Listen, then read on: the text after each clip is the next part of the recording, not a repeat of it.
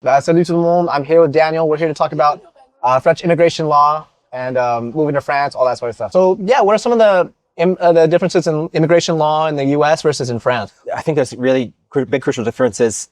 I studied law in America and in France. America's common law. In France, it's Code Civil. So the Napoleonic Code, Napoleon conquered basically all of Europe, and then they pulled out pretty quickly, but the Code Civil spread across the rest of the land that wasn't owned by the Brits. So, UK, Ireland, Australia, America, we're all a certain type of law. I like common law because it's fun, because you get to read cases about personalities, and then the judge kind of decides how it goes. Judge-made law is a pretty common aspect of common law. In France, we think that it's the Code Civil, that the legislator had to have thought of everything, and that the judge is just interpreting the law as it should be interpreted, versus common law admits that the legislator can't have thought of everything, and that the judge will fill in these cracks that were left by the unresolved issues of the law. So it depends on what you're going to be citing if you're doing practicing law in France or practicing law in the US. I like French immigration law more than a US immigration law for a couple different reasons. I think France gives more of a fighting chance to people. So if you come and you do a master's in France, you can stay, find a job in France, and then stick the landing and enter French workforce, eventually file for naturalization. You can kind of count your stars and say, this is probably how it's going to go. If you do a higher degree in America, then there's this lottery. You might not be able to stay in America after all of that effort. And you might have gone to a great school and have really good qualities to add on to America. And you might still not be able to stay there. Can a person come out of the shadows? If a person is here and they're undocumented in France, there's a couple different ways to come out of the shadows. If you're married to a French person, if you have a French kid, if you worked here for a certain number of years, if you're in a métier en tension, so a highly demanded, sought after sector, there's ways for France to say, we will have you now get legal status. America is incredibly hard to come out of the shadows, right? It's only a handful of cases. And that was the whole discussion around Dreamers, the whole discussion around, if your dad's been in the US for 30 years, maybe he still gets deported. And France has a different mentality to say, if you've been here for more than 10 years, then for humanitarian reasons, you're chez toi. This is where you live now. So I could keep on going. I'll probably stop the answer there. But I think there's a lot. I appreciate the humanity that can appear in French law. Honestly, I still do like and love America. I think they're two good countries. I feel like we're both very lucky to have come from one good country to come to another one. And that, at least for us, it's a matter of figuring out what's the best path for us for our future, for our remaining days. Where are we good? And I just feel better here in France than I do in America. Yeah, I feel that. What's a French behavior that you have a hard time explaining to people who aren't from France? So there could be a couple different ways to answer that. The first is that French, like the je sais pas thing. I love that, and I think American could quickly adapt that. I spent 6 years in France before I realized that there was the aspirated oui. What? I didn't realize that for the French were doing that all the time, but it's very common. I think especially in Paris, for a person you ask them a question, and that's how they're saying yes. That's peculiar. To say the word on the intake of the air. And it could also have to do, I think it's a hard lesson to learn, but it's good for us to have figure out in the navigating of the French system, that no, yes system to push past the no's and get to the yes. I was doing an accompaniment down to the prefecture in Nice, and I came out and I went to a cafe. I'm vegetarian. And on the menu, they had two things.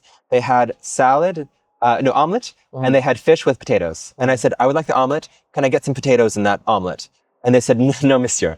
There's the omelet, there's the omelet, or there's a fish with potatoes. And I said, but you have potatoes. And he answers me, and I kid you not, nous avons une pénurie de pommes de terre. We have a shortage of potatoes, a penury of potatoes. And so I said, listen, I drew the line. I said, okay, listen, I lost the battle. I'll just take the omelet. 5 minutes later, my omelet comes out with potatoes on it. So it was a matter of letting him know I have a need, not pushing too hard, but knowing when to cede, and then him, inviting him into the space of acquiescing to my request. When we sat down to film, the guy was like, you're filming here? I don't know about that. And look, he let us film here. So it's a matter of, you get the first no, and then it's either going to be a hard no, or it's going to be a no that gets softened through time. And I don't think that's how America functions. I think it's a little bit more yes from the get-go. So it's a different culture. It's learning how to adapt to it. Yeah, it took me a long time to get used to that. Sort of just push a little bit, not too hard, but s'il vous plaît, monsieur. Yeah. Or, we had to give them a justification. It's cold out. I don't think it's going to be anybody sitting right around here. So it's okay if we're taking up a little bit of space, Definitely. I think the French can be reasoned with as well. And this I see all the time at the prefecture. You show up with a document and they're like, oh, monsieur, but it has to be a sworn translation of your diploma. And you kind of have to be like, well, And you start arguing like, well, that's not a rule. Like the birth certificate's yes, marriage certificate yes, but it's just a simple translation for, you know, my diploma. And last year they accepted it as this, and you kind of find the grounds which you might have right. You might, que vous auriez raison, because you might have the right reasoning. Ouais, c'est clair. Yeah. But that one fine day, I mean, you're not French yet, but I think you're on the pathway to it. I mean, I'm so rest assured that one fine day you will be a French person. Yeah. And it's just a matter of time. Yeah, definitely.